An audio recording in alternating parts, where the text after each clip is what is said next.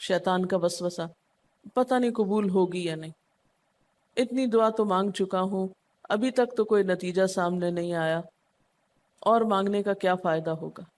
کیا واقعی دعا مانگتے ہوئے یہ وسوسہ نہیں آتا سب کو؟ یا یہ مایوسی کی کیفیت نہیں آتی، میری تو نہیں سنی جا سکتی؟ معلوم نہیں وہ کون خوش قسمت ہیں جن کی دعائیں سنی جاتی ہیں، اس لیے چلو کسی اور سے کہہ دیتے ہیں وہ میرے لیے دعا کر دے، اپنے لیے خود کیا کرنا۔ تو شیطان ہمیشہ دعا مانگنے کے عمل میں رخنا ڈالتا ہے، خلل پیدا کرتا ہے، کیونکہ دعا ایک ایسا عمل ہے جو اللہ اور بندے کے درمیان ایک محبت کا تعلق پیدا کرتا ہے، ایک اپنائیت کا تعلق پیدا کرتا ہے، ایک تقرب کا تعلق پیدا کرتا ہے۔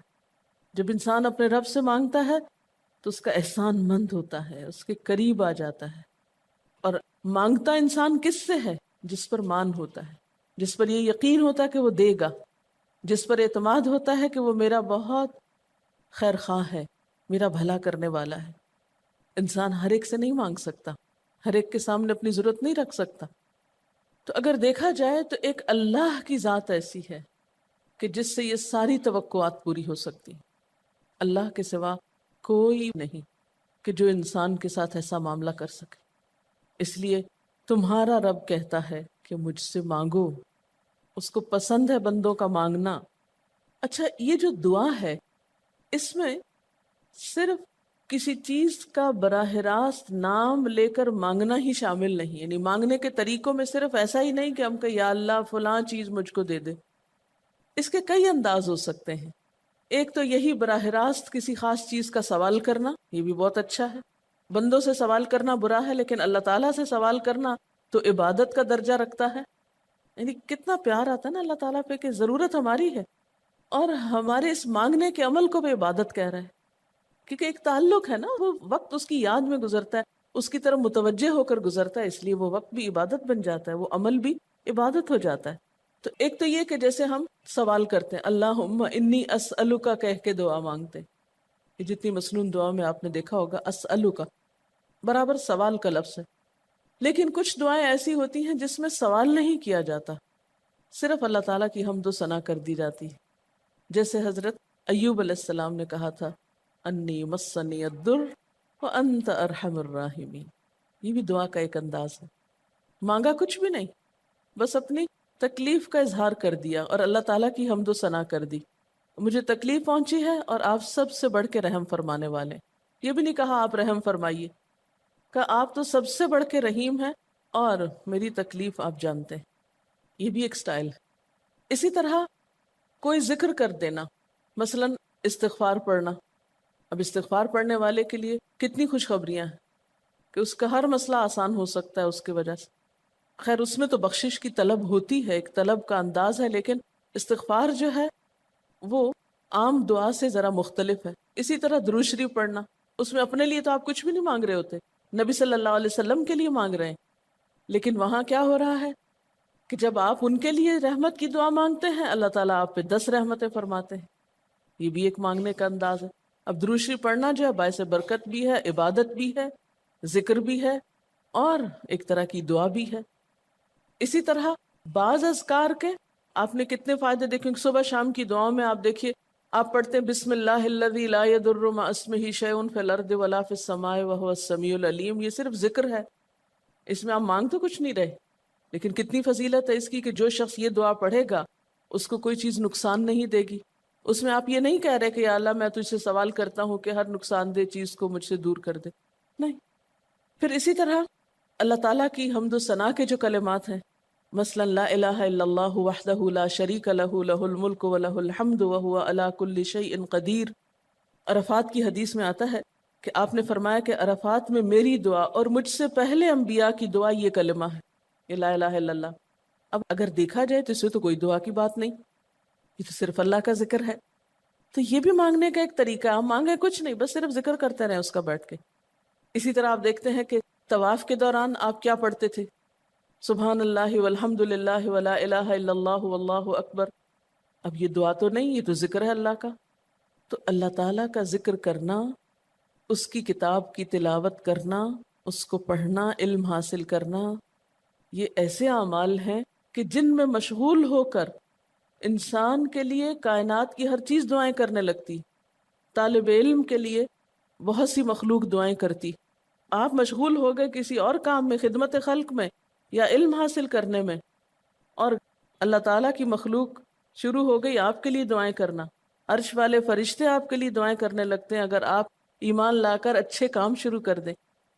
تو اللہ سے مانگنے کے مختلف انداز ہیں، ڈائریکٹ مانگنا بھی اور مختلف عبادات کرنا بھی. اسی طرح وَاسْتَعِینُوا بِالصَّبْرِ وَالصَّلَاةِ، مدد مانگو صبر اور نماز سے.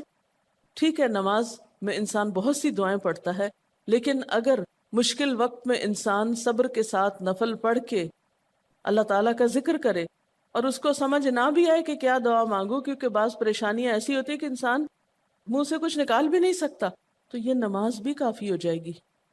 وَقَالَ رَبُّكُمُ ادْعُونِي، اور تمہارا رب کہتا ہے مجھے پکارو.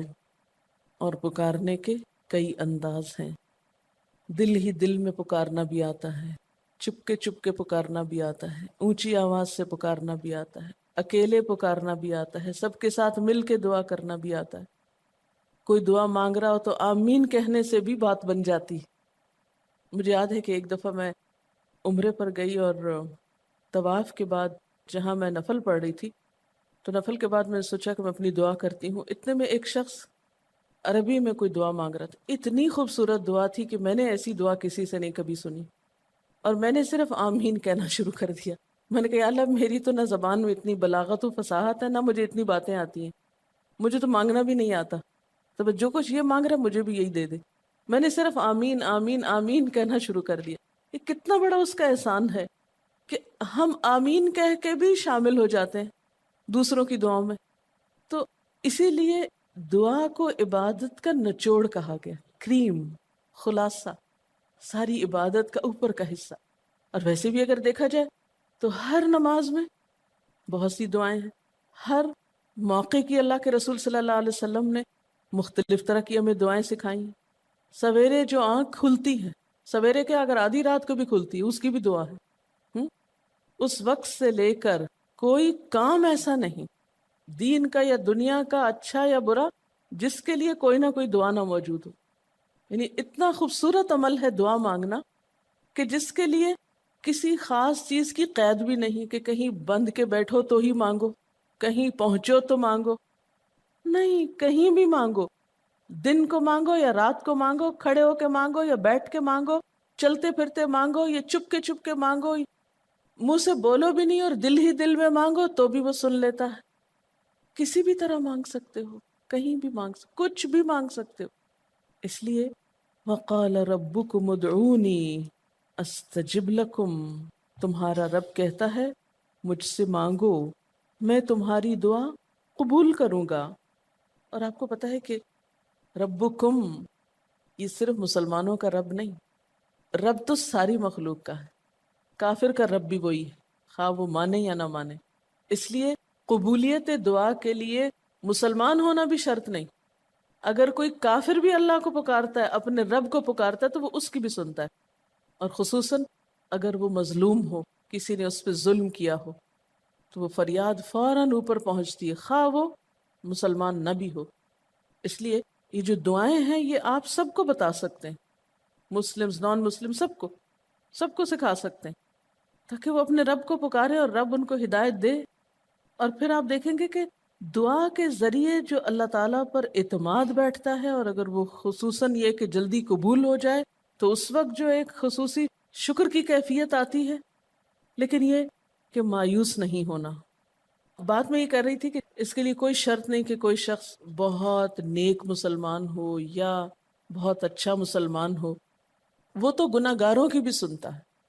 اس لیے بعض اوقات لوگ جب مایوس ہونے لگتے ہیں نا کہ ہم تو بہت گناہ گار ہیں، ہماری نہیں سنی جائے گی، تو انہیں مایوس نہیں ہونا چاہیے. مایوس ہو کے کہاں جائیں گے سننے؟ کس سے مانگنے جائیں گے؟ ان کو بھی پکارنا چاہیے، خواہ کوئی کیسے بھی گناہ میں ڈوبا ہوا، کیسی بھی حالت میں ہو، اور اس کے لیے بھی مانگنا چاہیے. حتیٰ کہ کافر جب تک زندہ ہے، اس کی صحت کے لیے، اس کی ہدایت کے لیے، اس کی خیرخواہی بھلائی کے لیے بھی آپ خوب دعائیں مانگ سکتے ہیں. آپ صلی اللہ علیہ وسلم ابو جہل کے لیے بھی دعا کرتے تھے، یا حضرت عمر کے لیے کہتے تھے کہ ان دونوں میں سے کسی ایک کو تو ضروری ہدایت دے.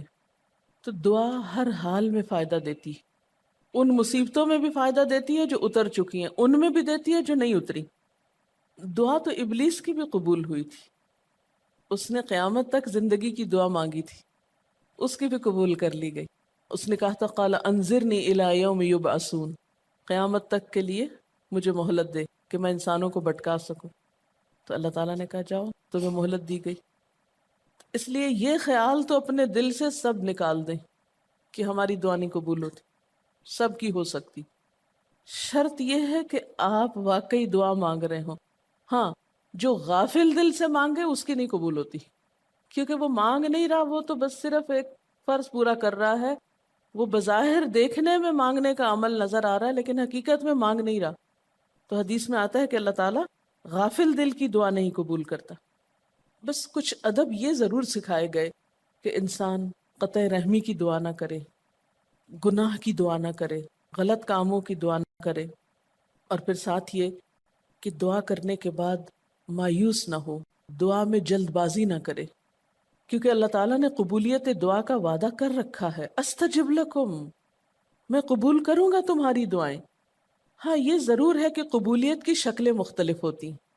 بعض اوقات تو انسان کو بالکل وہی مل جاتا ہے جو وہ چاہتا ہے، بعض اوقات وہ نہیں ملتا جو وہ چاہتا ہے، بلکہ وہ دے دیا جاتا ہے جو اس کو زیادہ ضرورت ہوتا ہے.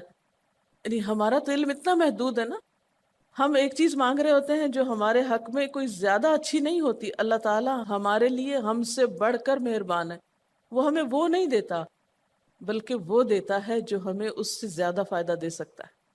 اگر آپ اپنی گزشتہ زندگی کی دعاؤں پہ ایک نظر ڈالیں تو ہم کتنی چھوٹی چھوٹی چیزیں مانگتے رہے ہیں، اور اللہ تعالیٰ نے ہمیں اس سے بڑھ کر عطا کیا ہے. ہم سب کو جو اللہ تعالیٰ نے دین کی سمجھ دی یا دین کو سیکھنے کا شوق دیا، ضروری نہیں کہ ہم سب نے یہ مانگا ہی ہو کہ اللہ تو ہمیں موقع دینا اپنے دین کو سیکھنے کے لیے، سکھانے کے لیے. لیکن یہ ضرور ہو سکتا ہے کہ ہم زندگی میں کچھ اور مانگتے رہے اور ہمیں وہ نہیں ملا، یہ نعمت مل گئی اور وہ ہمارے حق میں زیادہ بہتر ہو گئی.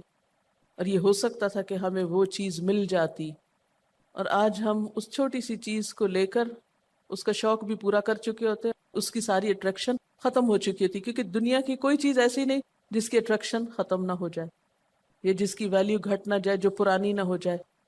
لیکن قرآن کا علم ایک ایسا علم ہے جو ہر دم نیا لگتا ہے، ہر دم زندگی دیتا ہے، خوشی دیتا ہے، سکون دیتا ہے، ایک راحت ملتی ہے. یہ پرانا نہیں ہوتا. پھر اسی طرح یہ بھی ہوتا ہے کہ بعض اوقات انسان کی کوئی آفت ٹال دی جاتی.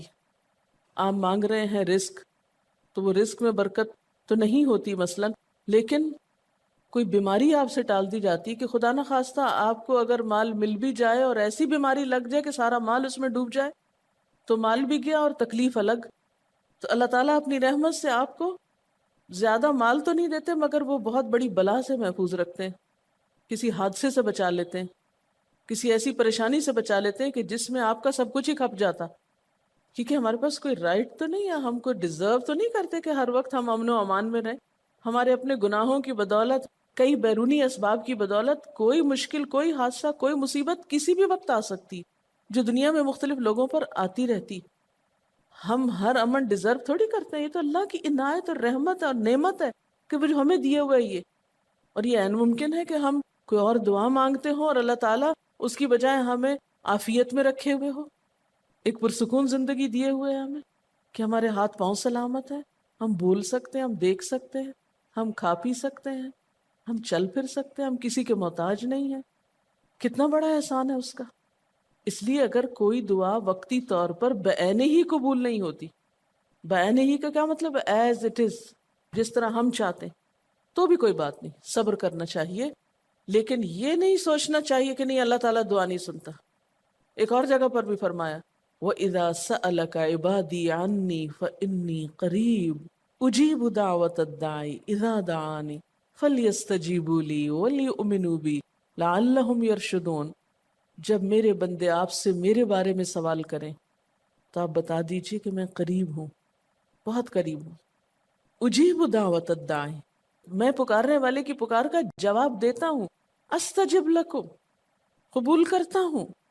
یہ ایسے دل کے بہلانے کے لیے نہیں کہا گیا، یہ حقیقت ہے، یہ سچ ہے، اس پر ہمارا ایمان اور یقین ہونا چاہیے پختہ، اور اس کو چھوڑ کر اوروں کے پاس نہیں جانا چاہیے، کسی اور سے نہیں مانگنا چاہیے، صرف اسی سے مانگنا چاہیے، کیونکہ یہ عبادت بھی ہے اور پھر وہ ہر چیز دینے کے قابل بھی ہے، اس کی قدرت، اس کا علم، اس کی رحمت ہر چیز پہ چھائی ہوئی ہے، اس لیے اس سے مانگتے چلے جاؤ، اور پھر کبھی ایک انداز سے، کبھی دوسرے انداز سے، کبھی تیسرے انداز سے، لیکن اس سے ہمیشہ اچھی امید رکھو، لا تقنطوا من رحمت اللہ۔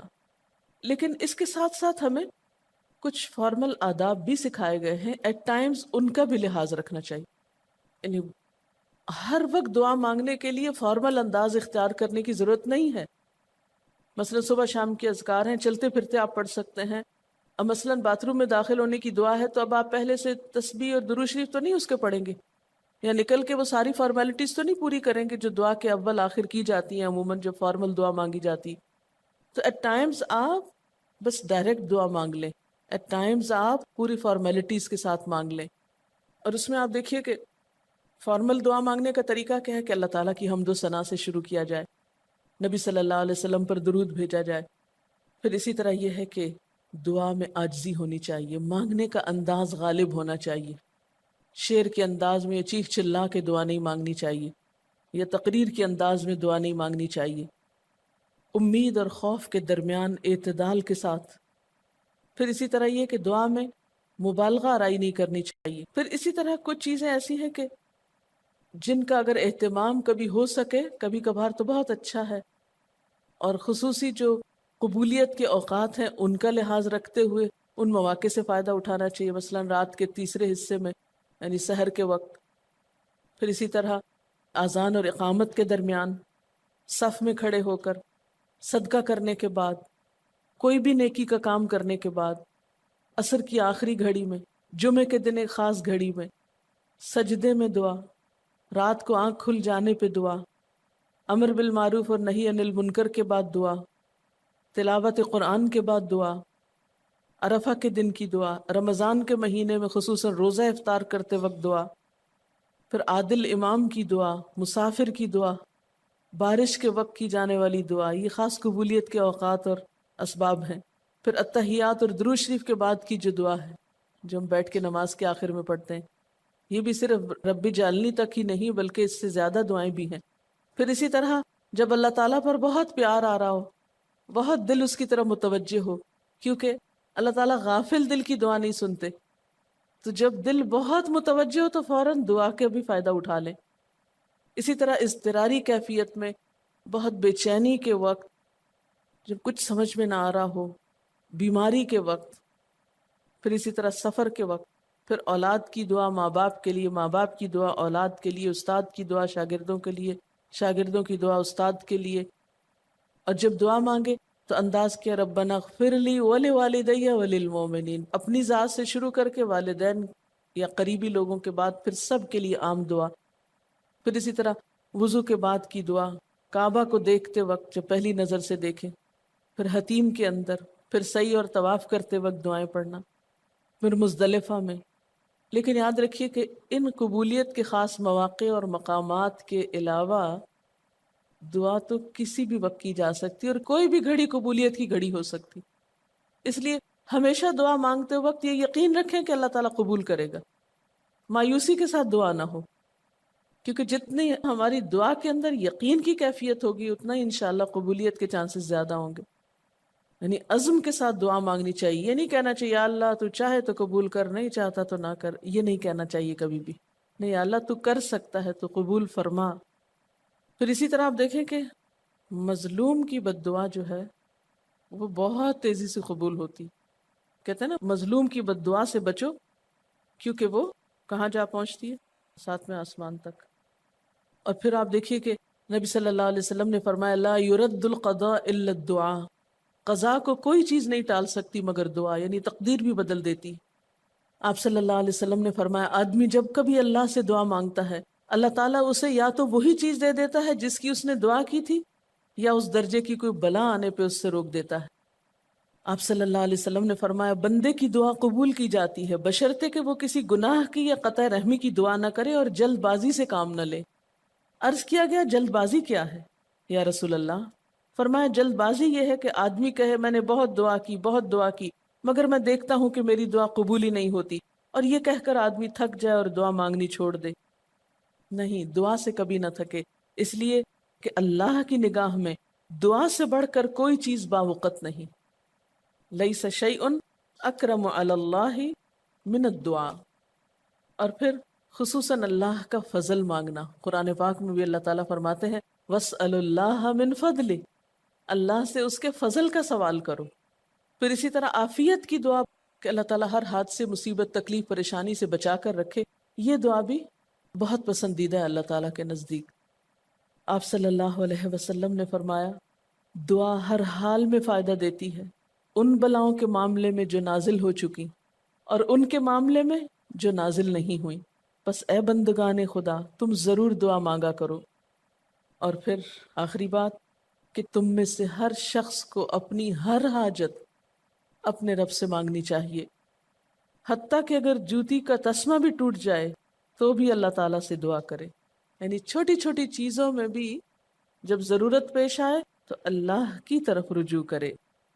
وَقَالَ رَبُّكُمُ ادْعُونِي أَسْتَجِبْ لَكُمْ، اور تمہارا رب کہتا ہے کہ مجھے پکارو، مجھ سے مانگو، میں تمہاری دعا قبول کروں گا۔ ان الذین یستکبرون عن عبادتی، بے شک وہ لوگ جو میری عبادت یعنی دعا سے تکبر کرتے ہیں، یعنی مجھ سے تکبر کی بنا پر نہیں مانگتے، جیسا کہ حدیث میں بھی آتا ہے من لم یسأل اللہ یغضب علیہ، جو اللہ سے نہیں مانگتا اللہ اس پہ غضبناک ہوتا ہے۔ یعنی جو دعا نہیں کرتا اللہ تعالیٰ اس سے ناراض ہوتا ہے، کیونکہ وہ تو بے تعلق ہو گیا نا اپنے رب سے نہ مانگ کر، اور خصوصاً تکبر کی وجہ سے۔ ایسے لوگوں کی جزا کیا ہے؟ سیدخلون جہنم داخرین، ان